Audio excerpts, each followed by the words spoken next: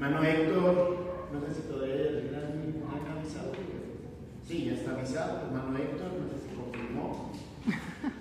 Ya confirmó, vamos a estar ahí varios, las mismas fechas, del 9 al 11 de noviembre. En enero del 5, fechas se me fueron, 5, 6, 7 creo que es, bueno, el fin de semana del 5 está el campamento de jóvenes también allá en Bucaramanga. Va a ser en el lugar que tuvimos el encuentro de matrimonios, así que los que ya han estado ya saben el lugar, es bonito, es chévere, tiene de todo.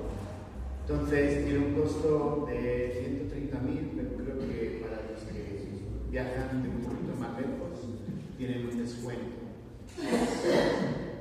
Y también recordar que en enero, esas mismas fechas, hay un campamento de jovencitos en Zambra. Así que, hermanos, actividades hay. Y los animamos a que puedan involucrarse, puedan participar ¿de acuerdo? Si no pueden ir a las conferencias de Bonafont, hay otra alternativa allí en el playa. Sí hace calor, pero bueno, no pasa nada. Pues hermanos, es un verdadero gusto volver a verlos. La verdad los tenemos en su corazón. Ayer fue muy especial para todos. Celebrar juntos los 15 años de Nahara fue muy, muy especial. Y volverlos a ver también, pues, muy especial. Me gustaría poder, el día de hoy, compartir algo sobre Santiago, capítulo 1, versos del 2 al 12. Santiago, capítulo 1, versos del 2 al 12. Ustedes me estuvieron escuchando mucho acerca de Mateo. Y en Mateo hablábamos y aprendíamos acerca de la importancia de la sabiduría, acerca de la importancia de las decisiones, de cómo ser un verdadero discípulo. Este año quizá ha sido para mí un año muy especial. Este año, lo que estoy estudiando, ha habido varias materias que tomé que tenían que ver con justamente el discipulado.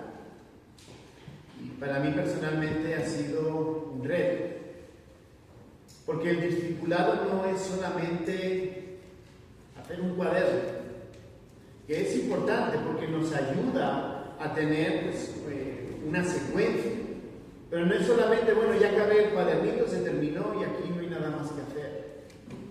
El discipulado, lo que aprendí este año, es que por un lado significa ir pareciéndonos cada día más a Cristo. Cómo los unos con los otros vamos aprendiendo, vamos enseñando, vamos compartiendo para parecernos cada día un poquito más a Cristo.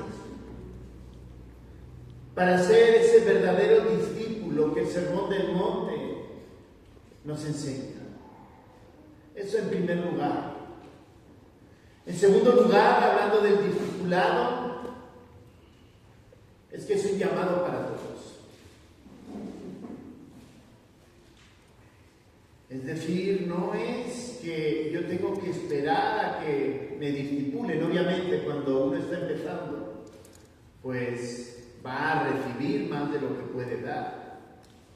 Y en la medida que va madurando, va a ir dando más y cada día más, y va a ir compartiendo acerca de lo que ha aprendido del Señor, acerca de cómo ser un verdadero discípulo. Así que es un trabajo en equipo, donde todos compartimos. Y en tercer lugar, hablando del discipulado, es empujar a la persona, empujar al hermano a parecerse cada día más a Cristo.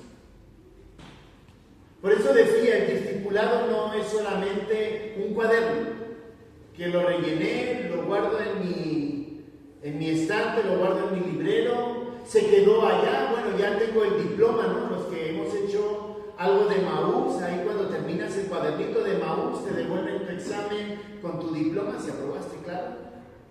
Con tu diploma, ¿no? Y ahí se queda, ahí tienes el diplomita, ¿no? Y por cada libro de Maús te van dando un diploma. El discipulado va mucho más lejos que solamente un diploma. El diploma está bien, un reconocimiento al esfuerzo. Pero el discipulado tiene que ver con desarrollar. Tiene que ver con parecernos cada día más a Cristo. Tiene que ver con luchar contra nuestro propio yo, contra nuestros propios deseos, nuestros propios pensamientos y parecernos más a Cristo. Y Santiago, en su primera carta, la única que tiene, la única epístola a los de Santiago, ya voy confundiendo los libros, hermanos. En la única epístola que escribió Santiago pareciera que agarró las enseñanzas de Jesús y las reescribió. Santiago es un libro que realmente nos motiva, nos empuja y nos recuerda igualmente a cómo ser verdaderos discípulos. Y Santiago habla de cómo vivir sabiamente. Muchos autores consideran a Santiago como literatura proverbial. La forma de escribir no es igual que Proverbios o igual que Eclesiastés, pero tiene esa forma de escribir que nos habla acerca de esa literatura proverbial. Santiago, Jacobo, el hermano de Jesús, era un proverbista, si lo queremos ver o entender de esta manera. Y en esa literatura, en ese texto que es proverbial, Santiago nos reta a vivir sabiamente. Capítulo 1, del verso 2 hasta el verso 18, justamente nos da la introducción a esa literatura proverbial. Nos da esa introducción a qué es vivir sabiamente.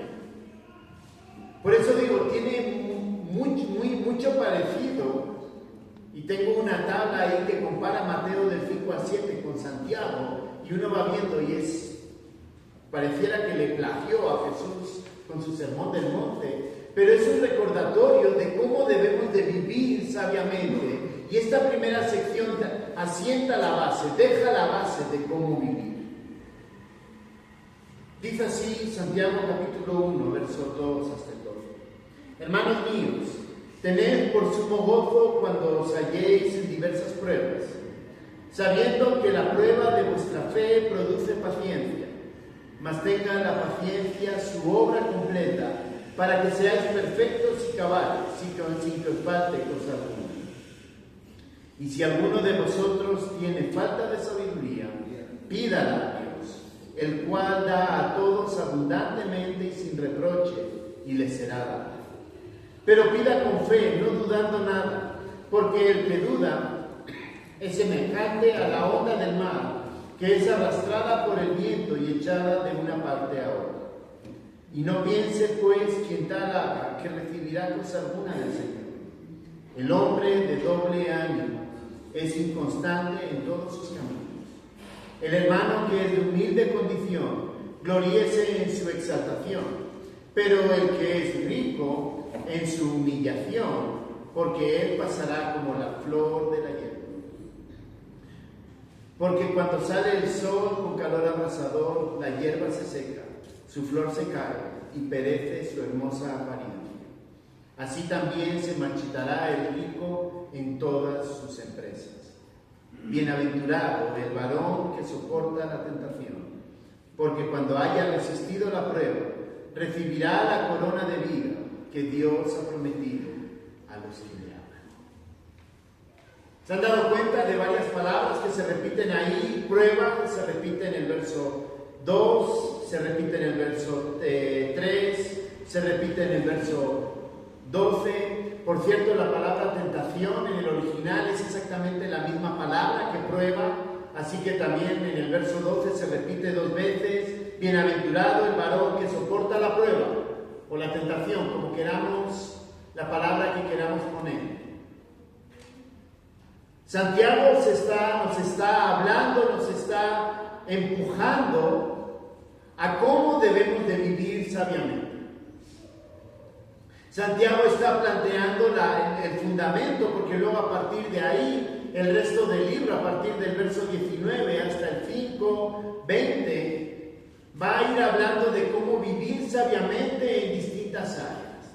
Pero aquí nos pone la base, como decía antes, nos pone la base de cómo debemos de vivir sabiamente. Y está principalmente enfocado en ¿qué?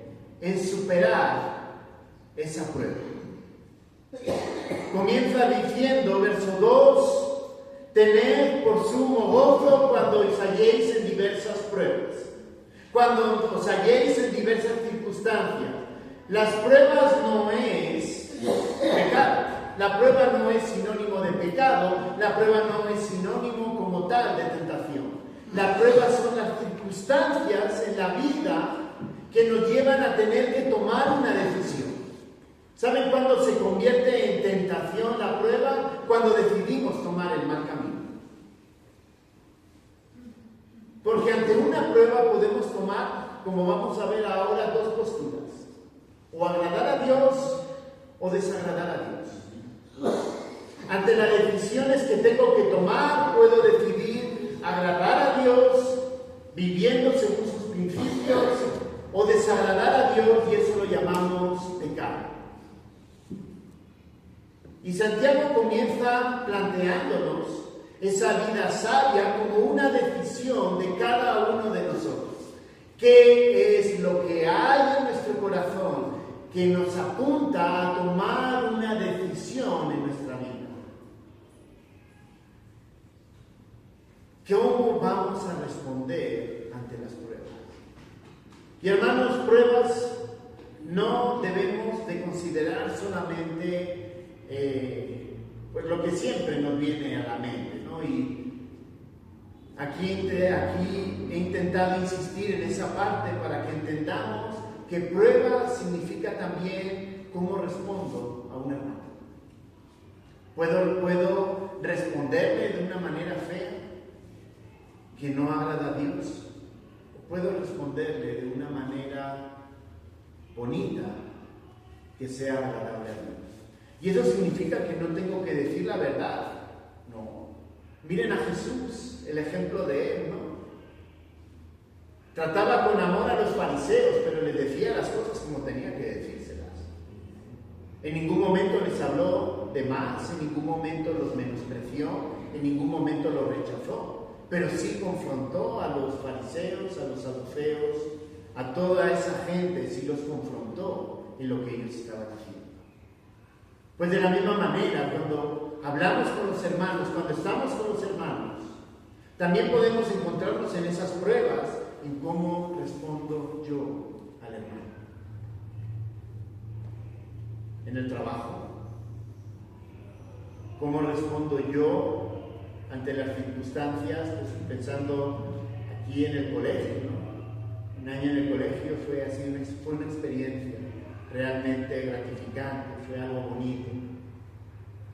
Y el mayor reto para mí era cómo tratar con amor a los estudiantes, pero a la vez cómo tratarlos con mano firme cuando ellos se pasaban el límite. ¿Dónde estaba el equilibrio? ¿Dónde estaba el tener que decirles esas palabras amables, esas palabras de ánimo, pero también saber cortar cuando había que cortar? Pero los que no están en el colegio, en sus trabajos, ¿cómo trato a la gente que tengo por debajo? ¿Cómo soy justo en lo que yo hago? Con los vecinos, ¿cómo me conocen mis vecinos? ¿Me conocen porque soy tacaño? ¿Soy áspero con ellos? ¿O realmente me conocen porque soy una persona amable? Aquí está hablando de estas pruebas y comienza ahí en el versículo 2. Y dice, tened por sumo gozo cuando os halléis en diversas pruebas.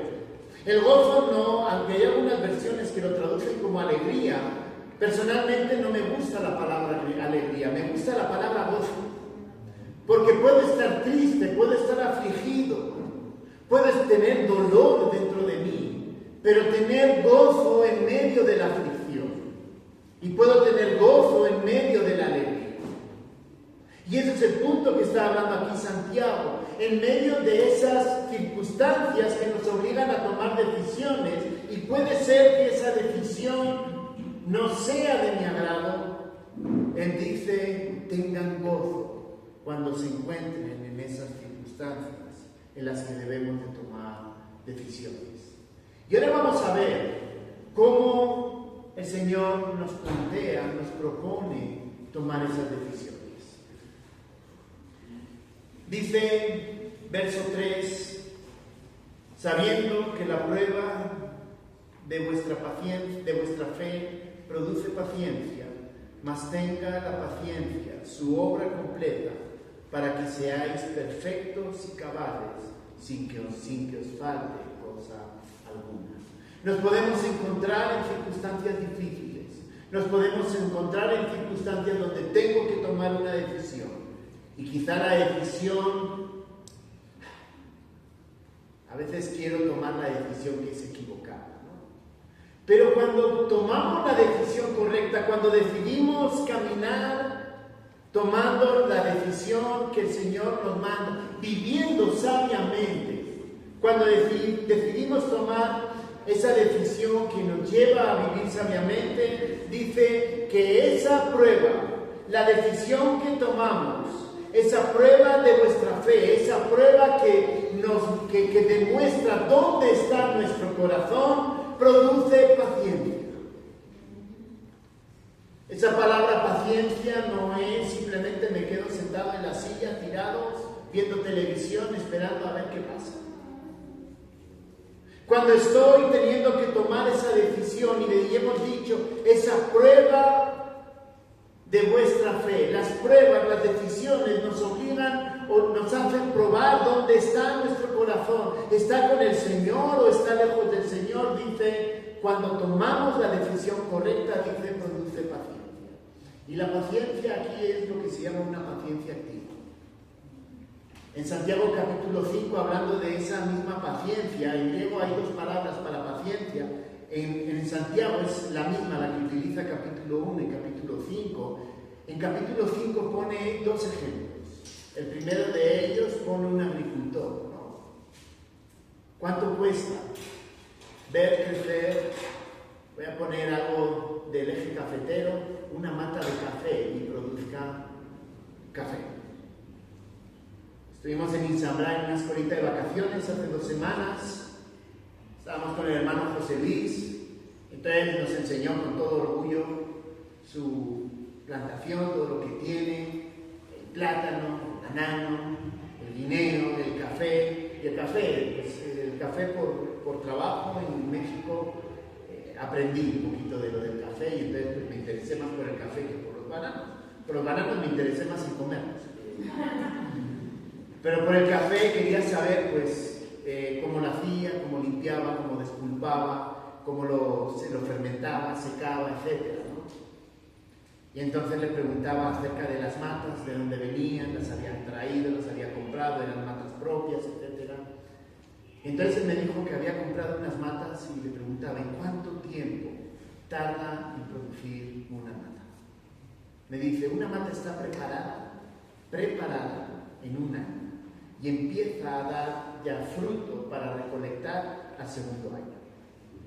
Así que el hermano José Luis y otros muchos caficultores que se dedican a eso tienen esa paciencia activa, que significa tener que quitar todas las malas hierbas de alrededor. Significa que si no llueve, hay que regar.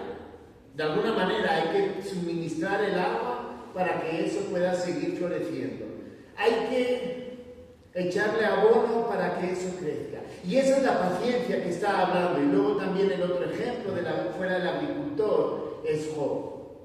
Cómo Job, en medio de sus dificultades, estuvo esperando a la respuesta de Dios. Y aquí es esa misma paciencia la que nos está hablando a nosotros. La prueba de vuestra fe produce paciencia. Cuando estamos en esas circunstancias que están probando dónde está nuestro corazón, y entonces tenemos que tomar esa decisión, el acto de esa prueba produce paciencia, nos enseña a aguantar, nos enseña a soportar. ¿Qué sería más fácil en el colegio cuando un estudiante me habla mal? Responderle duro. ¿Y usted quién se cree que es para hablarme de esta manera? ¿Tendríamos razón para poderle responder de esa manera? Sí. Pero lo que está planteando aquí es, incluso en medio de esas circunstancias, lo que dice es, ¿cómo le respondería el Señor? Le respondería serio, pero con amor. ¿Por qué? Porque eso puede producir algo a largo plazo. Esa es la paciencia activa. Tomar buenas decisiones produce esa paciencia de que quizá no vayamos a ver respuesta, no vamos a ver cosas positivas ahora mismo, pero muy probablemente lo vamos a ver a lo largo que pasa el tiempo.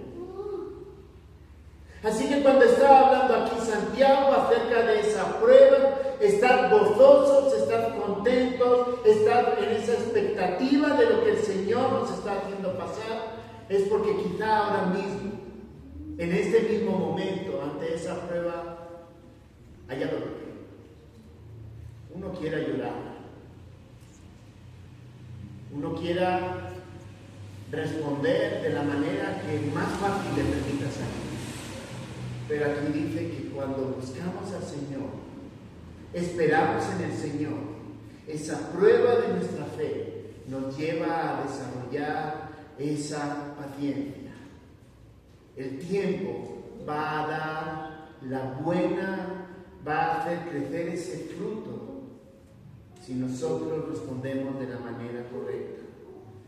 Y el verso 4 termina hablando, ¿no? Mas tenga la paciencia su obra completa, para que seáis perfectos y cabales sin que os falte cosa alguna.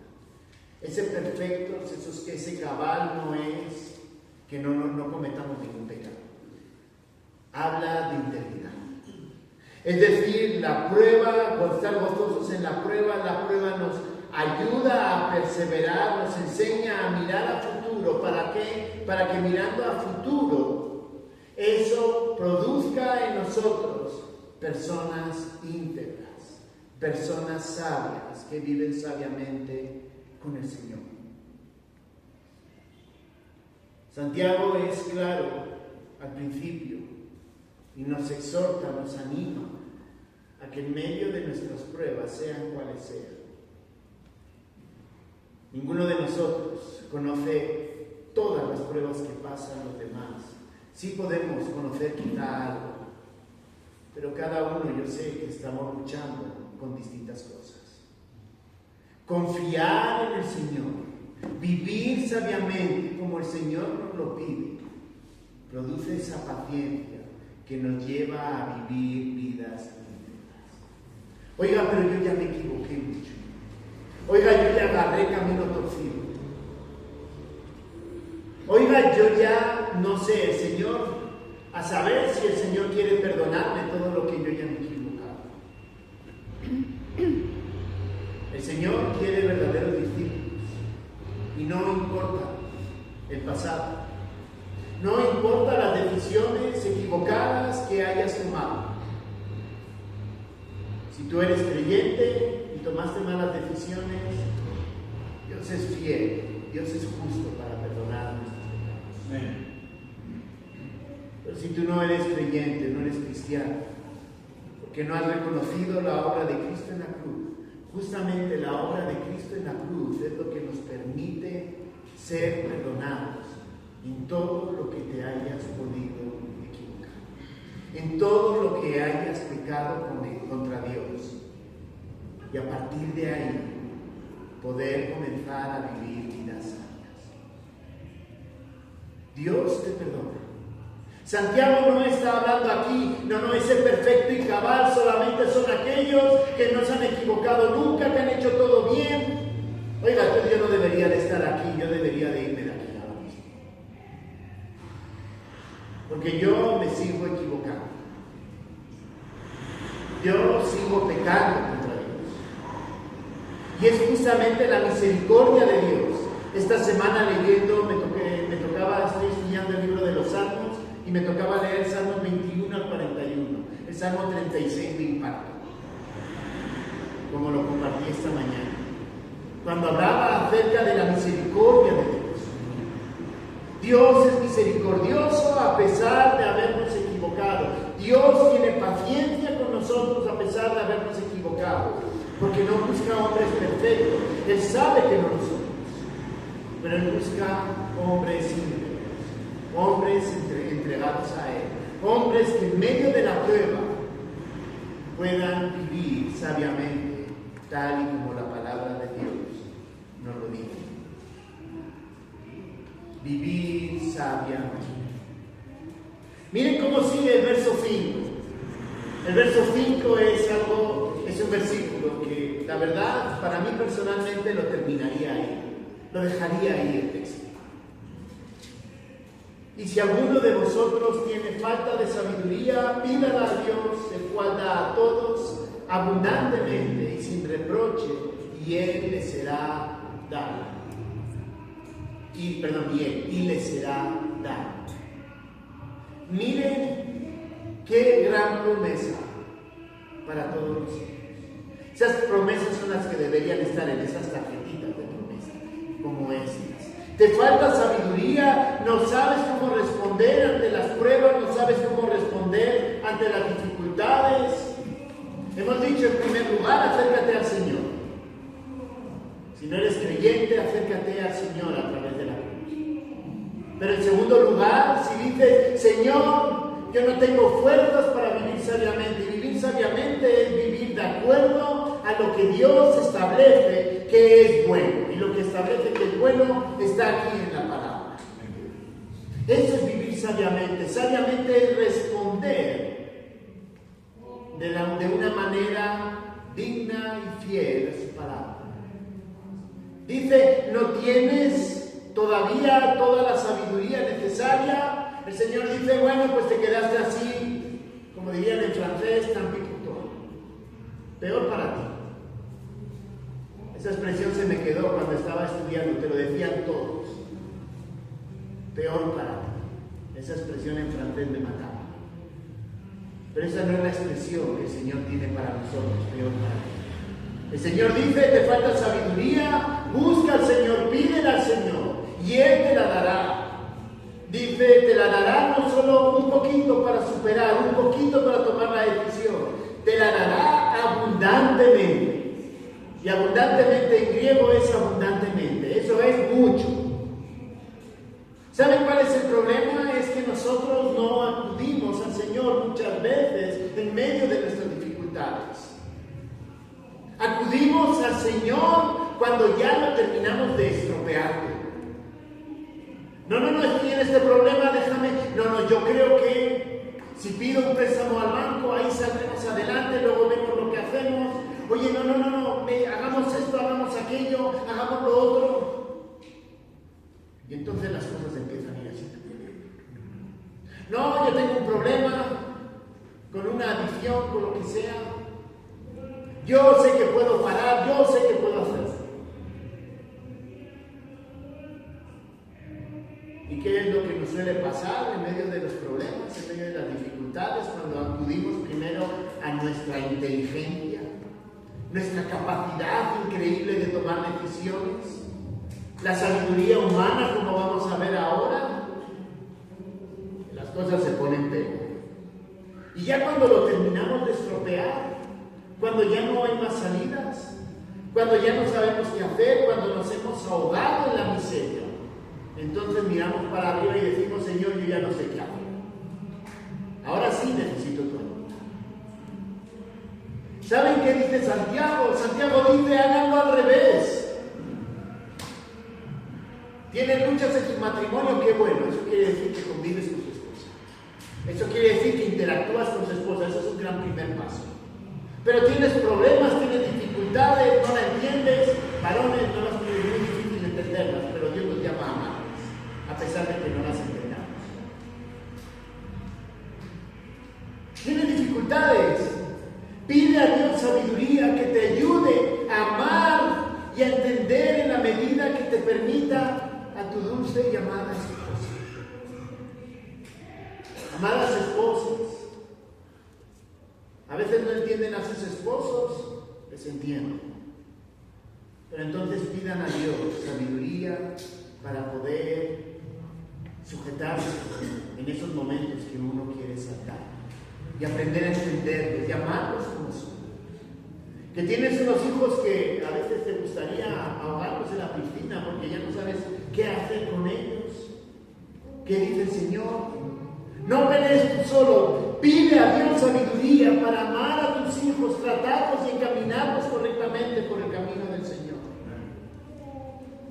¿No sabes cómo resolver una situación de conflicto en el trabajo? O una situación que no tiene que ver con conflictos, pero tiene que ver quizá con números, con situaciones del propio trabajo. Pide a Dios que te dé sabiduría en medio de esa dificultad. Y es que Él te dice, yo te voy a dar abundantemente. Miren, a mí las tarjetitas de bendiciones, esas no me gustan nada. Pero de verdad, cuando la semana pasada estaba estudiando Santiago, yo decía, Señor, esto realmente es una bendición. Pídala y yo te la doy. O sea, no es que voy a negociar a ver hasta dónde, te la voy a dar abundantemente, para que en medio de tus pruebas, en medio de nuestras luchas, de nuestras dificultades, podamos tomar la decisión y el camino correcto. Las pruebas las recibimos con gozo porque sabemos que tenemos el respaldo del Señor. Él nos da sabiduría, esa sabiduría que nos enseña a tomar la decisión correcta. A mí me gustaría terminarlo aquí, porque el siguiente versículo viene una condición. Y esa condición es, pero pida con fe, no dudando de nada. Verso 6. Pida con fe, no dudando de nada.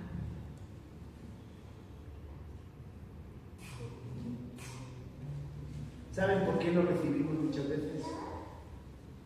Porque creemos que ese Dios que decimos que es todopoderoso, no es lo suficientemente todopoderoso para darnos la sabiduría que necesitamos. O quizá a veces porque sabemos que si le pedimos sabiduría al Señor, nos va a dar la sabiduría y no nos va a gustar la palabra sabia que Él tiene para nosotros. Y entonces nos gusta más lo que nosotros queremos hacer. Hermanos, queremos agradar a Dios. Les hablaba del discipulado, ¿no? Este año realmente para mí ha sido el año de aprender, entender, comprender, profundizar en el discipulado, para que el año que viene ahí le eche todo a ese tiempo. Estoy orando por personas, no sé cuántas, no quiero ponerle límites al Señor, me gustaría ponerle límites, pero no quiero ponerle límites, porque quiero poder compartir lo que el Señor me ha dado, para que ellos puedan vivir sabiamente. Nos pide algo. Queremos sabiduría para poder hacer las cosas. Pídala con fe. No dudar. Pídala con fe. Creemos en ese Dios que hemos hablado desde esta mañana, de verdad. Para mí extrañaba los tiempos de la Santa Cena de aquí. Extrañar, no porque los demás lo hagan mal, pero sí el tiempo que nos tomamos aquí. Es un tiempo muy rico. Y es un tiempo donde en algunos lugares como que te marcan como un caminito muy estrecho. Aquí ustedes permiten que el camino sea ancho y eso nos enseña acerca del Señor, nos edifica acerca del Señor y nos recuerda de la obra de Cristo para cada uno de nosotros. Creemos en ese Dios Todopoderoso del que hemos compartido esta mañana, ese Rey soberano, ese Rey misericordioso, ese Rey amoroso. ¿Saben qué? Dios es un Dios todopoderoso para poder darnos la sabiduría que necesitamos. Así que no dudemos, no tengamos miedo en pedirla.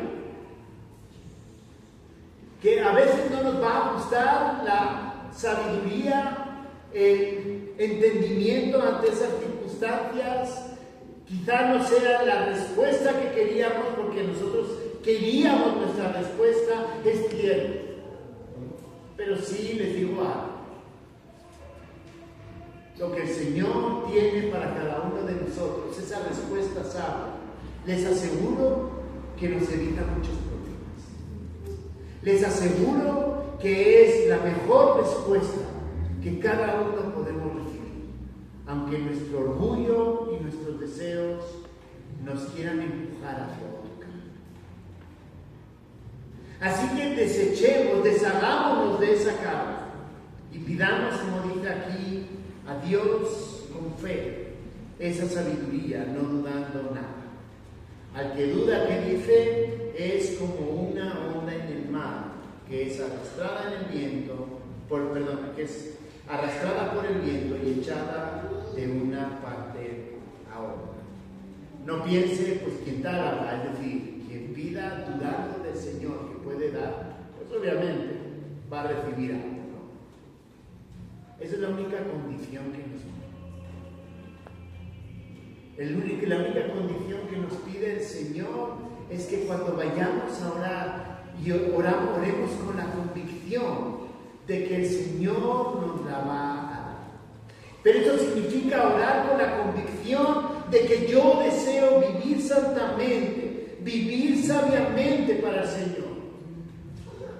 Porque si no, entonces, si yo no quiero, no estoy convencido de pedirle al Señor porque no quiero tomar ese camino, obviamente el Señor va a decir, hágale usted, agarre el camino que usted desee. El Señor te va a responder cuando decidamos someternos completamente a Él. Y entonces le pidamos a Él y digamos, Señor, a pesar de lo que yo deseo, a pesar de lo que yo quiero en medio de estas pruebas, Señor, yo quiero vivir sabiamente. Yo quiero responder como tú me pides. No tengo toda la sabiduría necesaria, dame, por favor. Y entonces el Señor dice, tú quieres vivir santamente como yo estoy pidiendo, a ti te la voy a dar. La única condición es desear agradar a Dios para que el Señor nos dé esa sabiduría. Y termina hablando de estas personas, dice el hombre de doble ánimo, es inconstante en todos sus caminos. Ellos que andan por aquí, y ahora abajo, y ahora sí, y ahora que me he hundido hasta aquí, abajito, ahora Señor sí, pero ahora que me está yendo bien, ahora no. Entonces, a esos de doble ánimo no hay nada. Habla de que son inconstantes. Ya para terminar, los últimos 3 versículos, 9, 10 y 11, está contrastando a 2 tipos de personas. Al de humilde condición y al rico.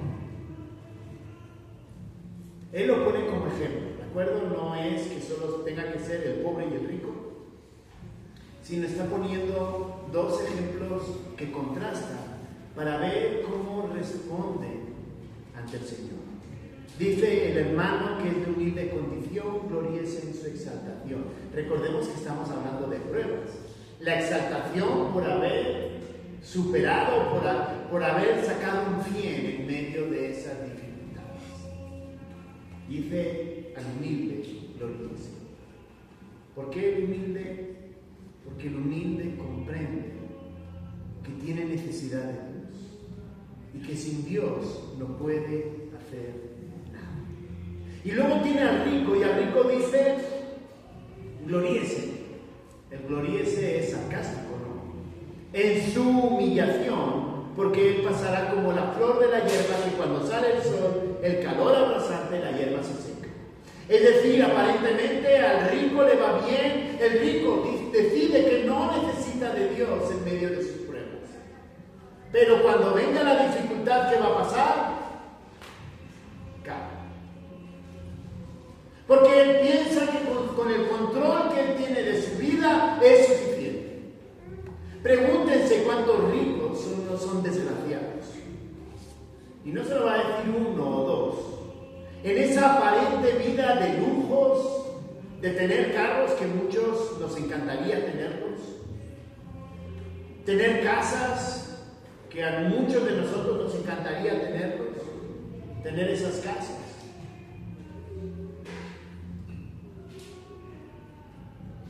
Viven vidas desgraciadas, viven vidas sin sentido, viven tomando decisiones y tomando malas decisiones, porque ellos entienden que no necesitan del Señor. Si tú piensas que no necesitas del Señor, como estas personas ricas, aquí les está diciendo lo que va a pasar. Les va a ir mal. No, Señor, yo ya sé cómo hacerlo, no te necesito a ti. Te va a ir mal, me va a ir. El Señor pide que tomemos el camino de los humildes, que reconocen la necesidad del Señor en sus vidas. Porque cuando tenemos esa necesidad, ya no me importa lo que yo pienso. Cuando estoy ahí abajo, ya no me importa lo que yo crea o con lo que mi inteligencia me permita tomar la decisión. Entendemos que nos metimos en el lodo y hay que salir. Usé este ejemplo en la conferencia, ¿no? Cuando una moto se mete en el lodo, o un carro, también, no pasa lo mismo. Ahí en Izabra, cuando nos metimos por Izabra, de verdad, el Señor fue bueno. Pero se podía haber quedado en una de esas de lodo ahí. ¿Qué pasa cuando yo intento sacar una moto del lodo y le empiezo a dar al acelerador para sacarla? Se ahoga. No solo se ahoga, sino se hunde. La moto se hunde más, la moto se va más para abajo. ¿Qué necesitamos? Necesitamos a un par de buenos hombretones que agarren bien del manillar y que agarren con fuerza y lo saquen. Pero mientras yo me crea que soy capaz de sacar la moto del lodo, mientras yo crea que yo puedo manejarla, que yo puedo hacerlo, lo que me voy a hacer es me voy a ir empantanando cada día más. Lo que está diciendo aquí es que en medio de nuestras circunstancias necesitamos la mano fuerte de Dios para sacar esa moto del lodazal, para sacar nuestras vidas de ese lodazal. Y la única forma de poder hacerlo es siendo humildes, reconociendo que nosotros no podemos. Termina con algo que me gusta. Ustedes lo descubrieron, es una palabra, bienaventurados, macaros, hacer en el hebreo. Una persona que florece, una persona que crece, una persona que prolifera. Bienaventurado el varón que soporta, déjenme cambiarle la palabra, la prueba. Porque estamos hablando de prueba. La tentación es cuando la prueba la llevamos a la parte de la desobediencia. Esa tentación nos lleva al pecado. Pero aquí está hablando todo el texto de prueba y justamente la siguiente palabra es prueba. Bienaventurado, después de todo lo que hemos escuchado, bienaventurado el varón que soporta la prueba, que pone su confianza en el Señor en medio de las dificultades, en medio de las decisiones que tiene que tomar. Porque cuando haya resistido la prueba, recibirá la corona de vida que Dios Oiga, pero si yo soy creyente tengo vida eterna, sí. Pero esta corona de vida obviamente está relacionada en cierto modo con la vida eterna. Pero aquí está hablando de cómo vamos a vivir la vida aquí y en la eternidad. recibirá la corona de vida, y la corona de vida se comienza a vivir desde hoy, desde tu presente, no desde esperando, bueno, voy a esperar a que me muera para recibir esa corona de vida. La corona de vida la empiezas a vivir desde hoy, porque ya lo que pasó ayer, desde hoy, en este momento. Los que resisten, los que responden sabiamente ante las pruebas, los que responden con integridad, no siendo perfectos. Recordemos, no somos perfectos. Cuando pecamos, podemos ir al Señor a pedirle perdón. Pero está hablando de una forma de vivir, una forma en la que constantemente buscamos al Señor. Cuando vivimos de esa manera, cuando soportamos la prueba, cuando hemos resistido la prueba, entonces recibiremos la corona de vida. El Señor nos va a bendecir. El Señor nos va a guardar, nos va a cuidar en medio de esas dificultades. Aunque pensemos que nuestra decisión era la mejor. La palabra sabia del Señor es lo mejor para cada uno de nosotros. Así que, hermanos, si queremos ser buenos, verdaderos discípulos, busquemos sabiamente en medio de nuestras luchas, en medio de nuestras pruebas, busquemos constante y sabiamente al Señor. Oremos. Gracias, bendito Señor, por tu palabra. Señor, y te rogamos que tú nos ayudes a aprender a vivir sabiamente en medio de nuestras luchas y en medio de nuestras dificultades. Gracias, Señor, por tu palabra. Gracias, Señor, porque son palabras de ánimo para cada uno de nosotros.